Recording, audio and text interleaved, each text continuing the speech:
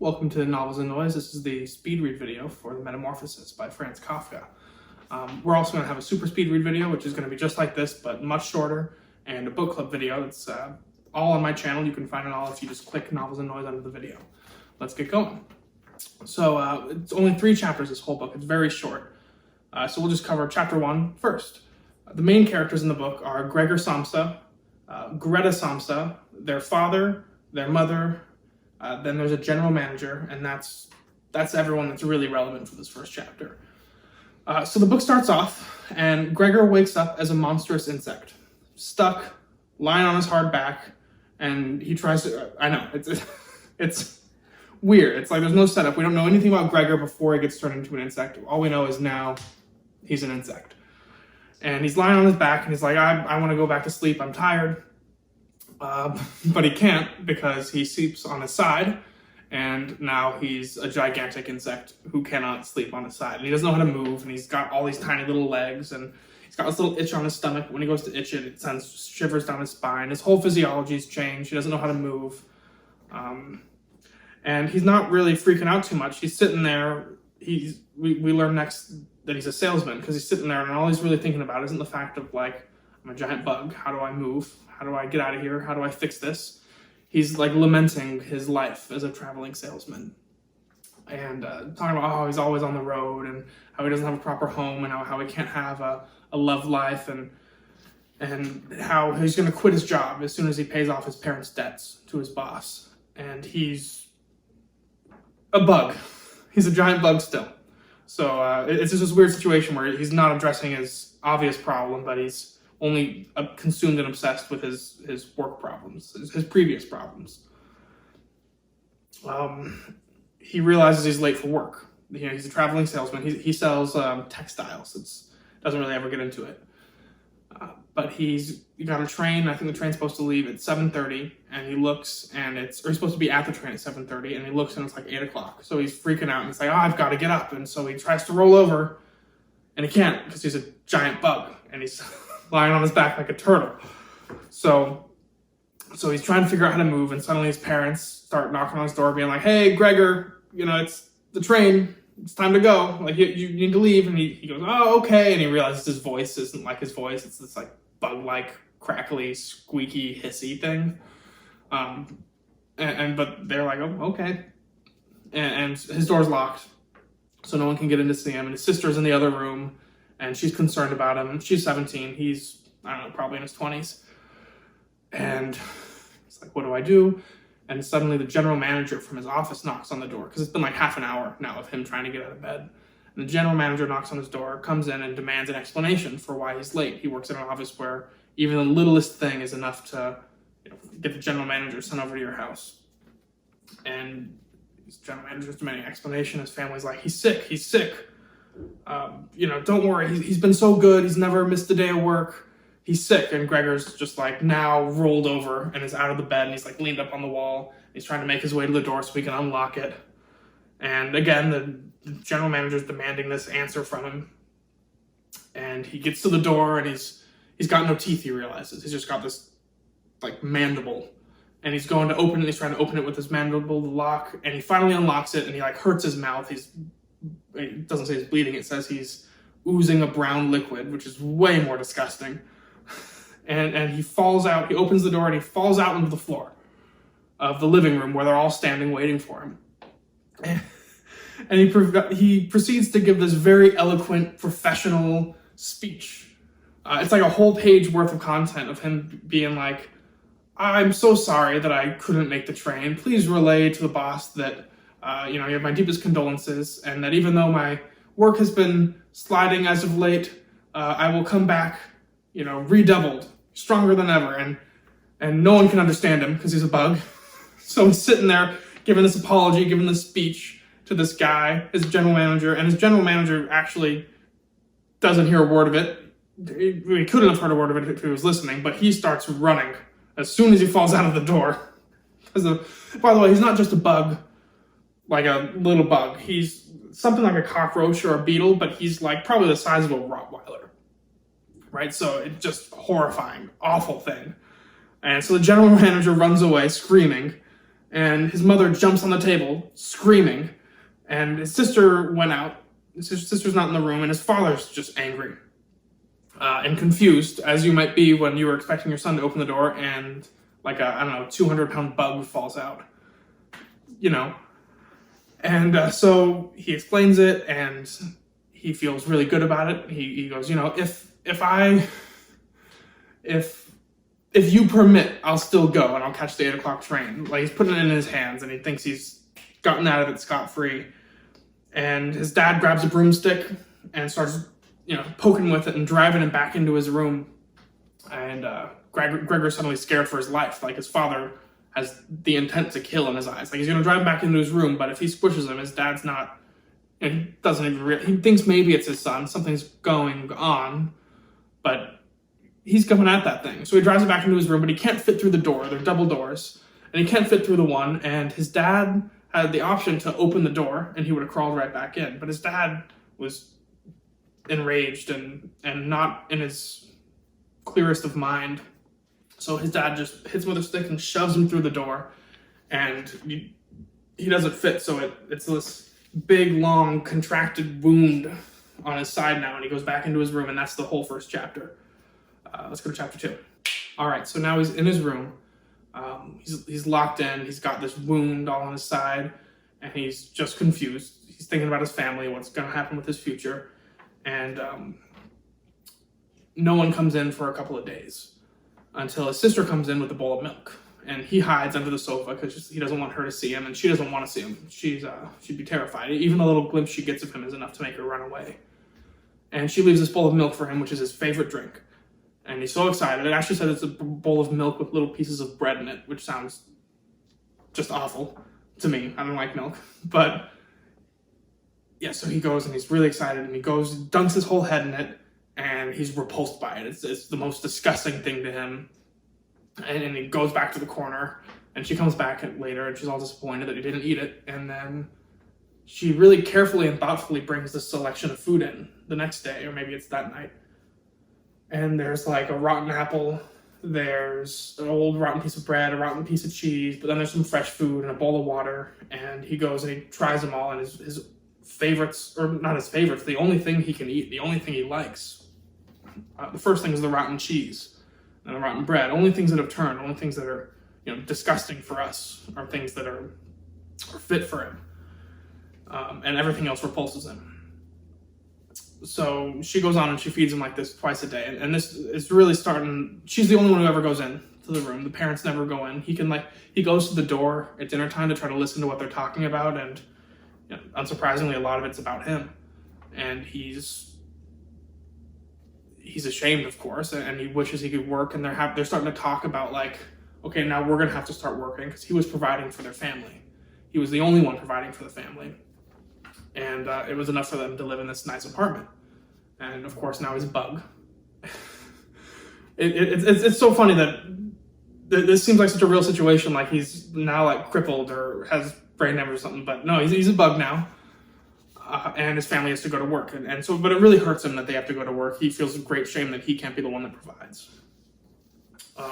And she sees him once, like he goes up to the window and he's looking out the window, and she walks in and sees him, and it scares her so much that now he hides under a blanket. So like he's completely covered. He's completely isolated himself from them. And he's just considerate of not being a burden, even though he's forced to be this burden. That's how I meant to say it. His family's not eating well. He hears, through the door. They always say, oh, you should eat more. Hey, Dad, you should eat more. Mom, you should eat more. To their daughter, you should eat more. And then they never do. Which really ironically just provides more future food for Gregor when it rots, all that leftover. He recalls how he began providing for his family and how grateful and full of joy they were when he could step in and be the financial provider for them. And they thanked him so much, and they praised him, and how that got old. How over time it just lost its warmth and everyone became accustomed to it. And he kind of thinking maybe that's what's going to happen now. And he's worried that's what's going to happen now, and that was a good situation where they cared for him, and it kind of became stagnant and stale. And now they're in the situation where they have to care for him. And if that becomes stagnant and stale, and their love becomes stagnant and stale, well, then what? And his parents are too old to work, but his dad gets a job as a porter. He thinks, this chapter is a lot of him in his room thinking, so I'm just going to tell you sort of what he was thinking. He thinks about how his sister is a violinist, and she's not a wonderfully trained violinist, but he loves her playing, and he had planned to send her to a music conservatory. That Christmas, he was going to announce that he'd saved some of his funds and that he wanted to give them to her so that she could go and do that. And her parents and his parents weren't really keen on the idea. But he didn't care, and he loved his sister, and he wanted to give that to her. And he, laments that he can no longer do that. He starts crawling on the walls and the ceiling. That's something he can do. He's like a cockroach. And he loves to do that. He loves to go and look out the window and sort of feel a sense of freedom when he's so trapped in his room. And he notices also through the door that his parents are really proud of his sister for the first time, for taking this initiative and taking care of him when they don't want to, or just, emotionally can't take care of their weird, creepy insect son. And so the mom and the sister one day decide, or really the sister decides, they notice that he crawls on the walls, they see all his footprints on the walls. We're going to take out all the furniture in the room because it's covering up the walls, and we're going to give him more space to run around. So all the pictures on the wall, he liked woodworking, and he made all these frames, and he had all these framed pictures on the wall, and so that we're going to take all those down so that he can crawl more freely, which is a really nice sentiment. Like, it came from a good place and wanted to do that, but Gregor is kind of hurt because they're turning his carefully curated and human room into this like den or cave as this creature, and he sees it as them taking away his humanity. And so they're taking all this stuff out, and he's hiding under the couch, with a blanket over him. And they leave the room when they take out like a dresser or something. And he sees this picture on the wall that shows earlier in this movie of just a magazine cutout in this frame that he had made a couple days before. And he goes and he runs and he crawls up on the wall and he puts his body over it. And we got to remember, none of them have seen him in full since that first time that he came out when the general manager was there. None of them have seen his whole body since then. They're all too scared, and he's too ashamed. But he goes and protects this picture, and he's like protecting his humanity. He's protecting his memory of himself. And his sister and his mom walk back into the room, and they see him, and the mom just faints. She screams, and then she passes out on the floor. And the sister panics, but is apparently pretty good in a crisis because she goes to the kitchen and tries to find like smelling salts or some kind of thing to wake up her mom. And Gregor, in a panic, wanting to be helpful, crawls out with her, behind her. And so she gets the stuff from the cabinets, comes out, turns around, and sees her giant bug brother right behind her, and scares her and shocks her, and she drops everything.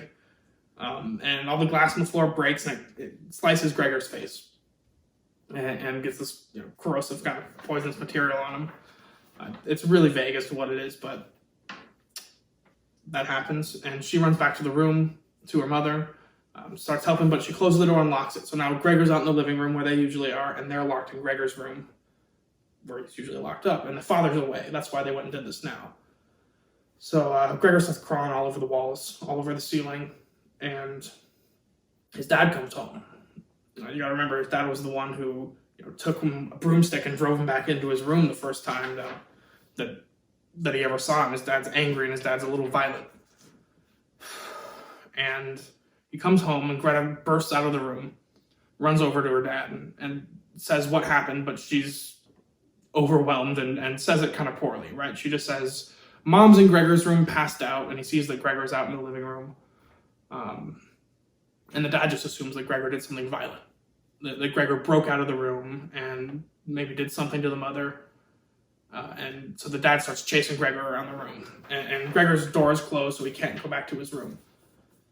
And Gregor's being super considerate. He's running away, but he's like, I don't want to crawl on the walls. I don't want to crawl on the ceiling because I don't want to look like I'm trying to escape because that would mean I'm guilty. I don't want to, run away too fast because I don't want to, I don't want to give off fear or guilt. I want to show that I'm sorry. So he goes back to his room door and acts like he's trying to go to his room, but his dad's just angry and chasing him.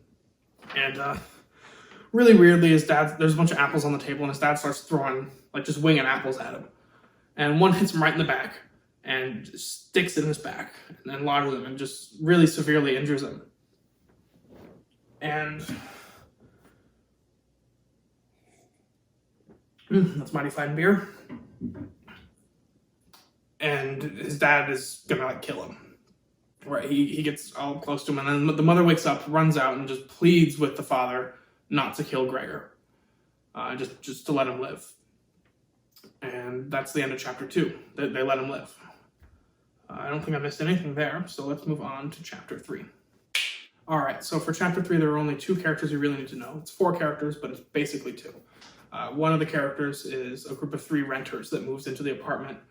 They move into Greta's room, and she begins sleeping in the living room so that they can make more money. And then they hire a charwoman, which is like it's a great word for like a non-live-at-home maid. So let's move on to chapter 3. The apple is still lodged in his back. It's like a month later, and no one. So they decided that, like, okay, well, he is Gregor. We're gonna care for him. We're gonna try to make this work. We're gonna try to find a solution to this, but also no one's willing to get close enough to him to take the apple out of his back. So the apple's sitting in his back, and it's rotting, and he's injured, and it's caused him to lose a lot of mobility. He can no longer crawl on the walls or the ceiling, which is was his only release. So he's really immobile. He's in his room. His sister's still feeding him, but she's being less thoughtful with what she brings him. She's just kind of doing it because it's something she does. It's becoming routine for everyone. But they do little things, like they leave. Now they crack the door during dinner time, not so that he can come out, but so that he can come to the door and listen and watch. So they're being considerate, but also they're becoming a little jaded. Greta takes a job as a sales girl, and the dad is still working as a porter, and the mom is sewing and selling to these merchants. So everyone gets a job, and they have these new tenants, these 3 new renters. And the 3 new renters are really rude, and they're really overly accommodating to them. But they make them breakfast every day. They clean up after them. The renters just walk all over the family. Well, there are these 3 guys, and all we know about them is that they're always well-dressed and that they all have beards. So take that for whatever it's worth. So Gregor sometimes fantasizes about going back to work and being human again and taking on his old role in the family as the provider. But other times he's just filled with rage and resent at how poorly he's being treated. So a situation's starting to outweigh his... let's call it his good desires, his human desires, his familial loving desires. They're starting to be at war with resentment and anger at his situation of being an outcast bug.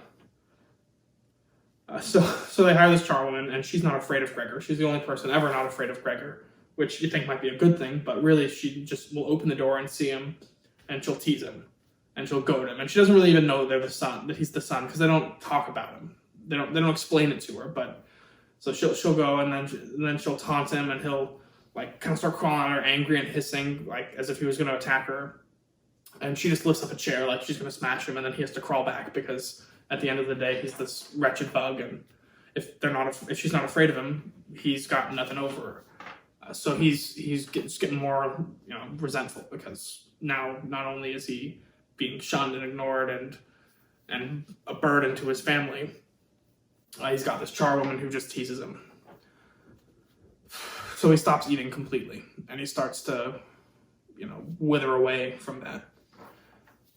Then they start using his room to store things that they have no space for, which is a lot because of all the stuff that used to be in the 3 renters' room. So now, instead of having this room where they're being considerate, trying to form it to him, or having it be his room where he, in his humanity, organized everything and built a lot of the things.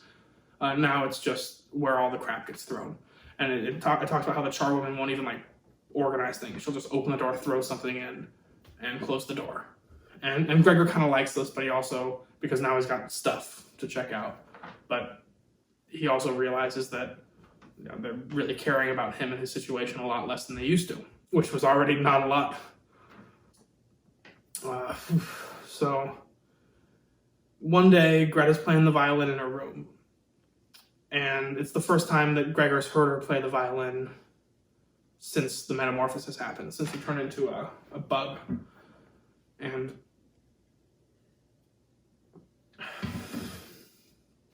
And the three tenants are out at dinner. Everyone else is out at dinner.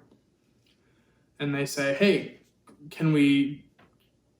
They call it to her and say, hey, come play out here. They're kind of interested in this violinist. And she doesn't even answer. Her dad, it says her dad, as if he were the violinist, said yes. She'll play out here. So she gets called to play out there. Kind of not of her own... She probably would have done it anyway, but not of her own decision. And she goes out and she starts playing for them, and they quickly dismiss it. They don't stop her, but they quickly, walk over by the window and start smoking cigars and talking. They're clearly not very impressed with her playing. But Gregor, the door was cracked because it's dinner time. Gregor it brought back everything to him. It brought back the love that he had for his sister. It brought back the memory that he wanted to send her to the conservatory. It felt to him like she was playing to him and for him. And he's just drawn to it, and he starts walking out of his room towards her, and which he's never done. These tenants don't even know he's there. I've never seen him before, and the family will freak out if he comes out. So this is highly unusual. He's not being considerate of his family anymore. He's now thinking of himself and his sister, and he's got this weird fantasy while he's crawling to her. He thinks that she'll want to stay with him because he'll appreciate her. No one appreciates her playing except for him. He realizes. So he's going to take her with him to his room, and he'll protect her. He says it'll be the first good thing to come from my metamorphosis, is that I'll be able to scare people off when they try to take her away. And she'll want to be here because I'll protect her and I'll appreciate her and I'll praise her for who she is and her work. And it's this bizarre fantasy. And he'll confess to her that he wanted to send her to a conservatory, and so it's this really possessive, but it's not possessive like he wants to control her. He really thinks that she'll want to stay with him. She thinks that this is what she'll want. And so he crawls out and he gets like 7 feet from the door before anyone notices him. And the tenants notice him. And they're like, what is that? And they start laughing and pointing at it. And the dad freaks out, and then they start getting angry. The dad's trying to corral him, put him in their room. Greta stops playing the violin. The mom's freaked out. I think maybe she faints again. I kind of forget, but everyone's in a panic. And the dad gets them into their room, and Greta goes in and like makes their bed real quick, and they all come back, and then they're all afraid and they're all confused and they're all angry, and Greta, she pronounces to the family that the insect isn't Gregor, and that it's causing too much harm to the family. She says to her parents, it's gonna kill you. You don't see it, but like it's weighing on you. It'll be the end of you. We need to get rid of it. It's not my brother. It's not your son. It's a burden. It's over. It needs to be over. This coming from the woman who we thought, his sister, who she loves me and she'll want to stay with me if I take her away. So that's tragic for Gregor, and it's crushing. And they're talking about it, and they all kind of come to agree. The dad's a little hesitant, but Greta kind of steps over him and convinces him. And they're all sympathetic, and they all feel it. It's not like they only have hate in their hearts. They do still have this empathy and this want for it to happen, for it to work, but they just know it's not working. And that there's nothing they can do to make it work. So Gregor turns around, and he's going to crawl back to his room. And he notices how far it is to the door and how difficult it is for him to walk to the door when it was so easy for him to crawl out to his sister, playing the music with his hope. And now that it's been crushed, he's crawling back, and it's like he can really just barely get there. He's struggling. And they all watch him, and they're waiting for him to get there. And he gets to his room, and he kind of starts to turn around to look back, and the door is slammed. Immediately, the door is slammed, which means his sister ran up and slammed the door as soon as he got in there and said, thank goodness. And that was, like, for him, just being completely shut off by the thing that gave him that hope. Maybe not. Maybe it's something else. I guess this is my reflection on it. But that slam, as soon as that happens, he finds that he can't move anymore at all. And part of it's because he stopped eating and because he's starved, of course. But he was able to crawl out there just a few minutes before, and so he can't move, and he reflects on how much he loved his family. He thinks about his sister and what he wanted to do for her, and he marvels at. He's not shocked that he can't move anymore, but he marvels at the fact that he could have ever moved at all since being like this, and that he could have moved for so long since being like this. And he reflects on that and thinks about that all night, and then as the sun starts to come through the window, he passes away and dies. And the next morning, the charwoman's going in to clean, and she teases him, and then he doesn't move, and she pokes him and realizes he's dead, and she calls out to the family, and the family comes in, and it's kind of mixed. His mother rejoices, and she says, "Thank God," and his sister's conflicted because she probably feels at fault, but also is grateful. And they're all grateful and they're all happy, but they also all go back to the parents' room and cry together for a while. It really pulls on them a little bit. And then the three renters come out, who, by the way, I forgot to mention this. The last night when the father all drove him back to the room, they said that this was too bizarre and that they were gonna leave, stop renting from them, and that they refused to pay what they owed because this was too bizarre. And so after refusing to pay what they owed, they wake up and they go out to the kitchen and they start shouting, "Where's breakfast?" As though they're still owed their breakfast after refusing to pay. And the dad comes out of the room. They were all in there mourning together. And very strongly, and by the way, the descriptions of the father have been getting stronger as the book goes on, and of the sister. They both seem to be, the father at the very beginning is very old and kind of doesn't move around a lot, and now he's strong. And so he goes out there and he kicks them out of the house. He goes out and says, "Get out of my house right now." And they go, "Oh, excuse me, sir. Oh, we think that is," and he goes, "No, get out of my house." And he drives them out of the house. And so that's sort of a symbol of standing up now and being his own man, that this is off his back. So the family all gets together. They're sitting together at a meal. They decide they're just going to spend the whole day relaxing. They go out for a walk, which they haven't done together since the Metamorphosis. They come back and the charwoman comes in and says, "Guess what? I cleaned everything up. I got rid of the..." And then they say, "Stop. We don't want to hear about it. We don't want to hear about it. Whatever you did, whatever happened in there, we don't want anything to do with it." They want to move on. They don't want to think about it. They don't want to clean it up. Nothing. And then they ask the charwoman, and they say, "You can go home for the day." And then she's supposed to come back later that night, and the dad goes, "We'll let her go later tonight." Which seems a little mean, but also it's an expense for them that they couldn't afford. And so they decide, we're going to get on a train, we're going to go out to the countryside, spend the day at the countryside. And again, they haven't even all left the house at the same time together. So this is just really this freeing release. They're no longer bound, they're no longer burdened. And they're on this train and they're talking about their prospects, what's going to happen for their future. And they notice that it's so much brighter than they thought it was. That all their jobs were putting them into places where they were going to be happy moving forward. They decided they're going to downsize to that smaller apartment that they wanted. It'll be more convenient for them. It'll be better for them. That's something they couldn't do before.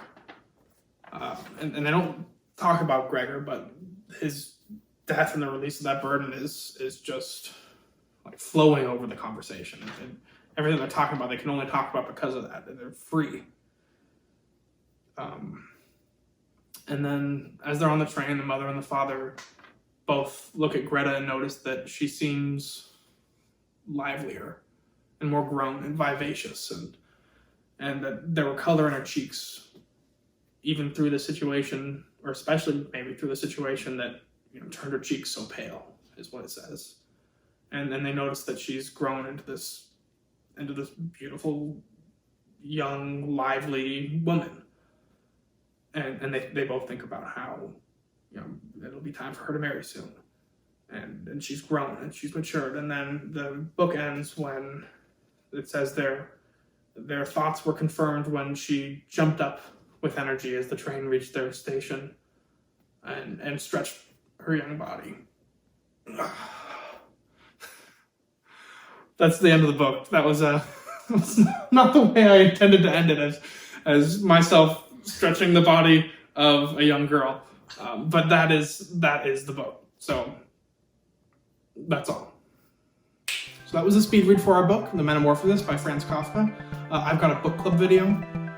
There will be a link above my head, or you can go to my channel and you'll see it, where I talk about the things I like. We write haikus for it. I ask some questions to you about what you think and some other fun questions.